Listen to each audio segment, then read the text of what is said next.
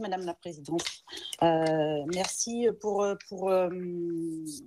ces enseignements riches sur vos grandes écoles respectives qui, je le précise ici également à l'instar de mes collègues, font aussi notre fierté. Nous avons besoin d'une élite et de têtes particulièrement bien formées pour pouvoir nous accompagner dans les politiques publiques. Moi, je vais poser deux questions qui rejoignent un peu celles de mes collègues. La première sur cette question de la hiérarchie des grands corps qui s'est transformée en priorité des actions publiques quelque part.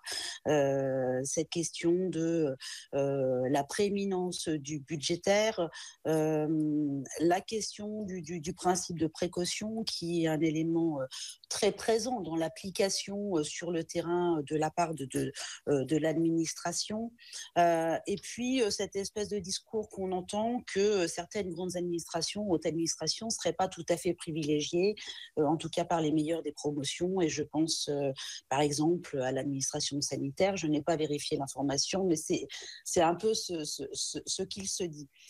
Et quelque part, est-ce que cette façon de fonctionner n'a pas finalement creusé l'écart avec le terrain, le ressenti par les citoyens, les élus locaux, dans un pays quand même hyper centralisé où le pouvoir local a du mal à porter sa voix et à faire bouger les choses, étant évidemment attendu que sur le terrain, les priorités ne sont pas forcément les priorités budgétaires et le principe de précaution systématique, mais plutôt une forme de souplesse, d'efficacité, l'action sociale, la prise en charge sanitaire. Et donc, quelque part, est-ce que ce hiatus-là, finalement, entre le fonctionnement national, l'organisation nationale, les priorités nationales et celles du terrain n'ont pas été source de ce grand malentendu entre notre haute administration et cette élite pourtant bien formée et la façon dont on fonctionne.